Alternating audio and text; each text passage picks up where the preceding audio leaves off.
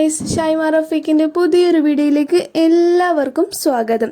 ഇന്ന് നമ്മൾ ഉണ്ടാക്കിയിരിക്കുന്നത് ഫ്രൈഡ് ചിക്കൻ ദം ബിരിയാണിയാണ്. വളരെ എളുപ്പത്തിൽ നമുക്ക് വീട്ടിൽ തന്നെ തയ്യാറാക്കി എടുക്കാൻ പറ്റും. നല്ല കിടിലൻ ടേസ്റ്റാണ് ഗൈസ്. അപ്പോൾ വീഡിയോ ഞാൻ കുറേ നീട്ടിക്കൊണ്ട് പോകുന്നില്ല. എങ്ങനെ തയ്യാറാക്കാം എന്നുള്ള റെസിപ്പിയിലേക്ക് നമുക്ക് പോകാം. അതിനായി ആദ്യം ഞാൻ എടുത്തിട്ടുള്ളത് ചിക്കനാണ്.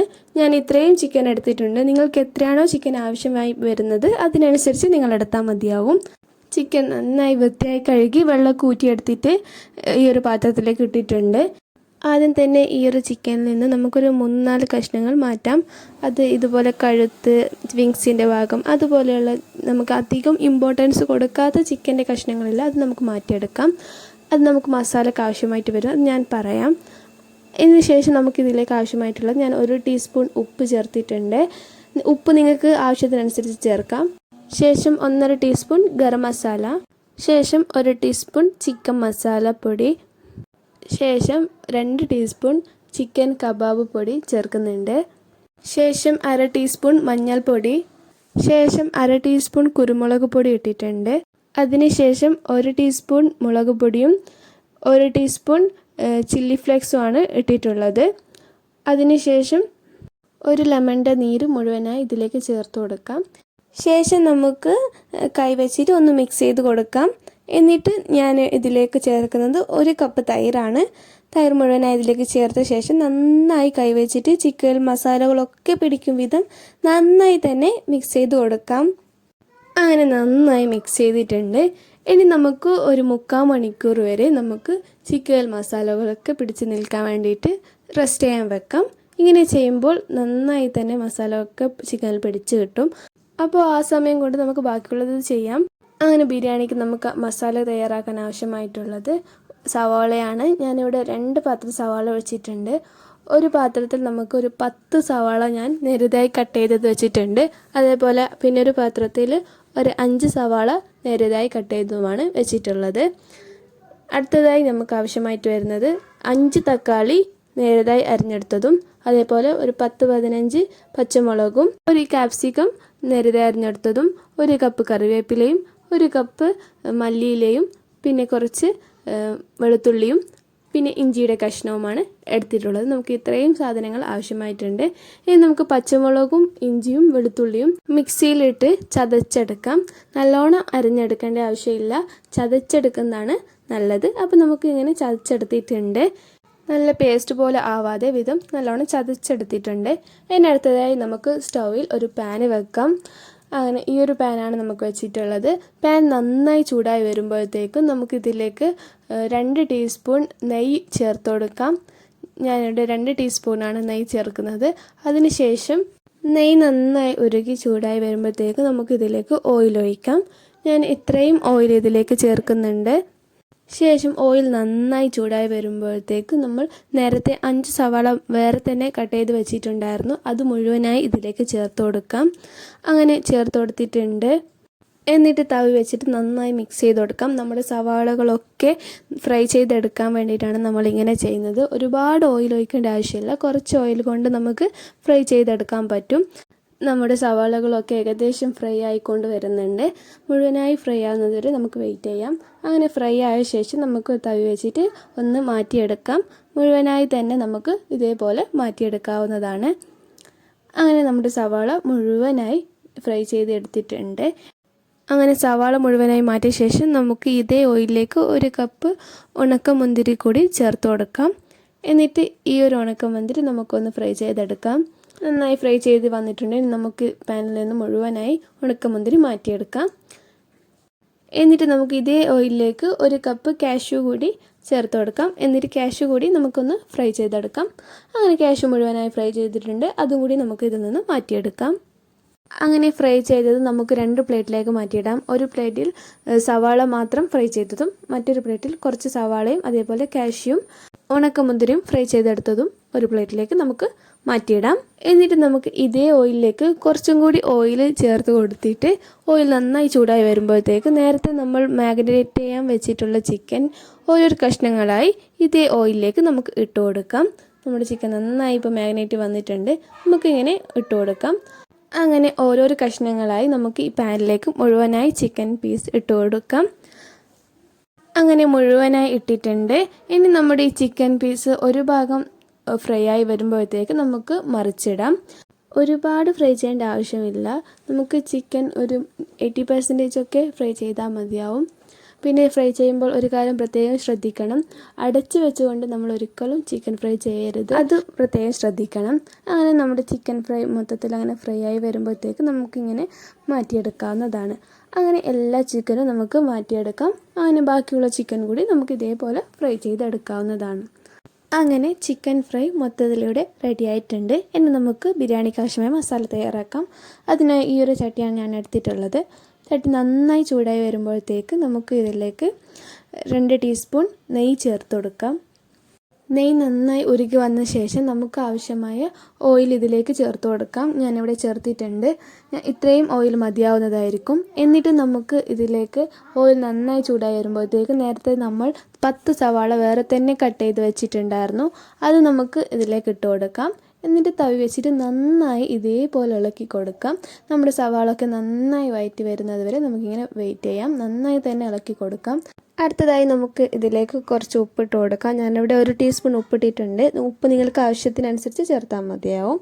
എന്നിട്ട് നമുക്ക് നന്നായി ഇതേപോലെ ഇളക്കി കൊടുക്കാം. അതിനിടയിൽ നമ്മുടെ ചാനൽ ആദ്യമായിട്ട് കാണുന്ന എല്ലാവരും ലൈക്ക് ചെയ്യുക, ഷെയർ ചെയ്യുക, സബ്സ്ക്രൈബ് ചെയ്യുക. കൂടെ കാണുന്ന ബെൽ ബട്ടൺ കൂടി പ്രസ് ചെയ്യുക. എങ്കിൽ ഞാനിടുന്ന എല്ലാ വീഡിയോസും നിങ്ങൾക്ക് നോട്ടിഫിക്കേഷനിൽ വന്ന് കാണാൻ സാധിക്കുന്നതായിരിക്കും. ഓക്കെ, അങ്ങനെ നന്നായി മിക്സ് ചെയ്ത ശേഷം നമുക്കൊരു മൂടി കൊണ്ട് അടച്ചു വെക്കാം. ഇങ്ങനെ കുറച്ച് സമയം വെക്കാം. ഇനി നമുക്ക് ഇതിലേക്ക് നേരത്തെ നമ്മൾ മാറ്റി വെച്ചിട്ടുള്ള ചിക്കൻ ഇതിലേക്ക് ഇട്ട് കൊടുക്കാം. എന്നിട്ട് നമുക്ക് തവി വെച്ചിട്ട് നന്നായി ഇതേപോലെ മിക്സ് ചെയ്ത് കൊടുക്കാം. ചിക്കൻ അവിടെ കിടന്ന് വെന്തോളും, അത് നമ്മൾ മൈൻഡ് ചെയ്യേണ്ട ആവശ്യമില്ല. അതിങ്ങനെ തന്നെ വെക്കാം. നന്നായി ഇളക്കി ഈ ഒരു രീതിയിലേക്കുമ്പോൾ നമുക്ക് നിർത്താവുന്നതാണ്. ഇനി അടുത്തതായി ഇതിലേക്ക് ചേർത്ത് കൊടുക്കുന്നത് നേരത്തെ നമ്മൾ പച്ചമുളക്, ഇഞ്ചി, വെളുത്തുള്ളി ചതച്ചെടുത്തതാണ് നമ്മളിതിലേക്ക് ചേർത്ത് കൊടുക്കുന്നത്. അത് മുഴുവനായി ചേർത്തിട്ടുണ്ട്. എന്നിട്ട് നമുക്ക് തവി വെച്ചിട്ട് നന്നായി ഇളക്കി കൊടുക്കാം. നന്നായി ഇതേപോലെ ഇളക്കി കൊടുക്കാം. അങ്ങനെ നന്നായി വഴഞ്ഞു വന്നിട്ടുണ്ട്. ഇനി നമുക്ക് അടുത്തതായി ഇതിലേക്ക് ചേർക്കുന്നത് നമ്മൾ നേരത്തെ കട്ടാക്കി വെച്ചിട്ടുള്ള ക്യാപ്സിക്കാണ്. ആ ക്യാപ്സിക്കൻ മുഴുവനും ഇതിലേക്ക് ഇട്ട് കൊടുക്കുന്നുണ്ട്. അതിനുശേഷം നേരത്തെ കട്ടാക്കി വെച്ചിട്ടുള്ള തക്കാളി മുഴുവനായി ഇതിലേക്ക് ഇട്ട് കൊടുക്കുന്നുണ്ട്. എന്നിട്ട് തവി വെച്ചിട്ട് നന്നായി ഇതേപോലെ ഇളക്കി കൊടുക്കുക.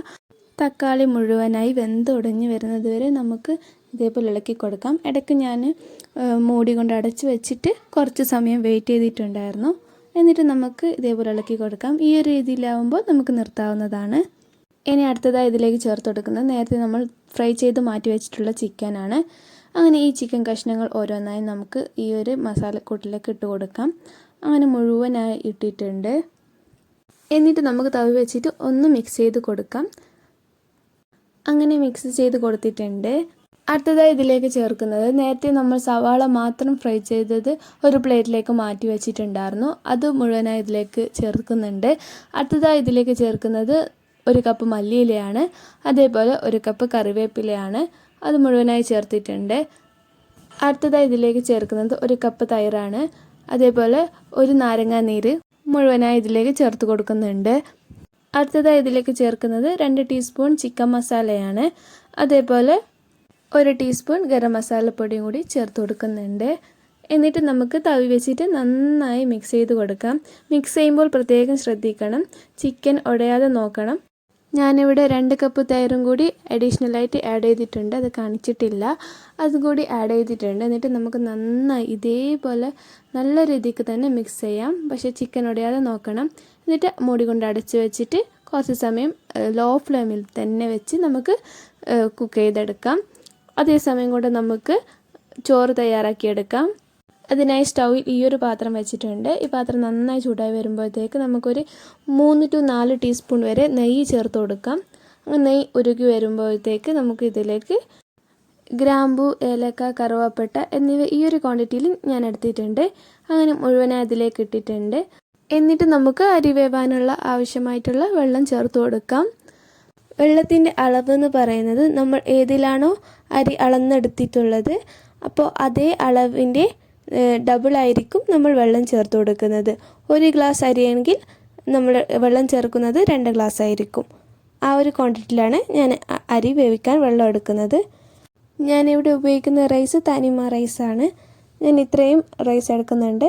ഈ റൈസ് നമുക്ക് നന്നായി കഴുകി വെള്ളമൊക്കെ ഊറ്റിയെടുത്തിട്ട് നമുക്ക് നമ്മുടെ വെള്ളം നല്ലോണം തിളച്ച് വരുമ്പോൾ അതിലേക്ക് ഇട്ട് കൊടുക്കാം. അങ്ങനെ നമ്മുടെ വെള്ളം നല്ലോണം തിളച്ച് വന്നിട്ടുണ്ട്. നമുക്ക് തീ ലോ ഫ്ലെയിമിലാക്കിയിട്ട് നമുക്ക് അരി മുഴുവനായി ഇതിലേക്ക് ഇട്ട് കൊടുക്കാം. അങ്ങനെ അരി മുഴുവനായി ഇതിലേക്ക് ഇട്ടിട്ടുണ്ട്. അടുത്തതായി ഇതിലേക്ക് ചേർക്കുന്നത് റൈസിന് ആവശ്യമായിട്ടുള്ള ഉപ്പാണ്. നിങ്ങൾക്ക് എത്രയാണ് ഉപ്പ് ആവശ്യം അതിനനുസരിച്ച് ഇട്ടാൽ മതിയാകും. അങ്ങനെ ഉപ്പ് ഇട്ട ശേഷം നമുക്കൊരു തവി വെച്ചിട്ട് നന്നായി ഒന്ന് മിക്സ് ചെയ്ത് കൊടുക്കാം. ഇതേപോലെ മിക്സ് ചെയ്യാം. റൈസും അതേപോലെയാണ്. നിങ്ങൾക്ക് എത്രയാണോ റൈസ് ആവശ്യം വരുന്നത് അതിനനുസരിച്ച് എടുത്താൽ മതിയാകും. അങ്ങനെ മുഴുവനായി മിക്സ് ചെയ്ത ശേഷം നമ്മൾ ഇത് മൂടി കൊണ്ട് അടച്ച് വെക്കാം. തീ ലോ ഫ്ലെയിമിൽ തന്നെ വെക്കാം. അതിനിടയിൽ നമ്മുടെ മസാല കൂടി നമുക്ക് നോക്കാം. ഇപ്പോൾ നമ്മുടെ മസാല നന്നായി തിളച്ച് വന്നിട്ടുണ്ട്. ഞാനിവിടെ അഡീഷണലായിട്ട് വെള്ളം ഒന്നും ചേർത്തിട്ടില്ല. ചിക്കൻ തന്നെ ഇറങ്ങി വന്നിട്ടുള്ള വെള്ളമാണ്. നമുക്ക് നമ്മുടെ മസാല ഒക്കെ നല്ല രീതിക്ക് തന്നെ റെഡി ആയിട്ടുണ്ട്. നല്ല മണം കൂടിയാണ്. ഇടയ്ക്കിടയ്ക്ക് നമ്മളിങ്ങനെ തവി വെച്ചിട്ട് നന്നായി മിക്സ് ചെയ്ത് കൊടുത്തിട്ടുണ്ടായിരുന്നു. അല്ലെങ്കിൽ നമ്മുടെ മസാല അടി പിടിക്കും. അത് അങ്ങനെ അടി പിടിക്കാതെ നമ്മൾ നോക്കണം. അങ്ങനെ നല്ലോണം രീതിക്ക് നമ്മുടെ മസാല ഇവിടെ റെഡി ആയിട്ടുണ്ട്. ഇനി നമുക്ക് ഫ്ലെയിം ഓഫ് ചെയ്യാം. എന്നിട്ട് മൂടി കൊണ്ട് അടച്ച് വെക്കാം. നമ്മുടെ ചോറ് വെന്ത ശേഷം നമുക്ക് ചോറ് ഇതിലേക്ക് ഇട്ട് കൊടുക്കാം. അങ്ങനെ നമ്മുടെ റൈസൊക്കെ നല്ല രീതിക്ക് വെന്ത് നമ്മുടെ ചോറൊക്കെ ഇവിടെ റെഡി ആയിട്ടുണ്ട്. ഇനി നമുക്ക് ദം ഇടാം. അതിനായി നമുക്ക് ഈ മസാലയുടെ മുകളിലേക്കായി തവി വെച്ചിട്ട് ഇങ്ങനെ ചോറ് ഇട്ട് കൊടുക്കാം. മുഴുവനായി ഇട്ട ശേഷം നമുക്ക് തവി വെച്ചിട്ട് മുഴുവനായി ഒന്ന് പ്രസ് ചെയ്ത് കൊടുക്കാം. എന്നിട്ട് നമുക്ക് ഫുഡ് കളർ ആഡ് ചെയ്യാം. ഞാനിവിടെ കുറച്ച് ഫുഡ് കളർക്ക് കുറച്ച് വെള്ളം ഒഴിച്ചിട്ട് ഒന്ന് മിക്സ് ചെയ്തിട്ടുണ്ട്. അത് നമുക്ക് ഈ ചോറിൻ്റെ മുകളിലേക്കായിട്ട് ഇങ്ങനെ ഇട്ട് കൊടുക്കാം. എന്നിട്ട് നമ്മൾ നേരത്തെ ഫ്രൈ ചെയ്ത് വെച്ചിട്ടുള്ള സവാളയും അതേപോലെ ഉണക്കമുന്തിരിയും കാഷ്യൂ ഒക്കെ ഇതിൻ്റെ മുകളിലേക്കായി കുറച്ച് ഇങ്ങനെ ഇട്ട് കൊടുക്കാം. എന്നിട്ട് നമുക്ക് ഇതിൻ്റെ മുകളിലേക്കായി കുറച്ച് മല്ലിയില കൂടി ഇതുപോലെ വിതറി കൊടുക്കാം. എന്നിട്ട് നമുക്ക് വീണ്ടും ചോറ് ഇതേപോലെ ഇതിൻ്റെ മുകളിലേക്ക് ഇങ്ങനെ ഇട്ട് കൊടുക്കാം. ഞാനിവിടെ 3 ലെയറായിട്ടാണ് ചോറ് ഇട്ട് കൊടുക്കുന്നത്. അങ്ങനെ ഇതിൻ്റെ മുകളിലേക്ക് മുഴുവനായി ഇങ്ങനെ ചോറ് ഇട്ട ശേഷം ഇതേപോലെ വീണ്ടും ഫുഡ് കളർ ആഡ് ചെയ്യാം.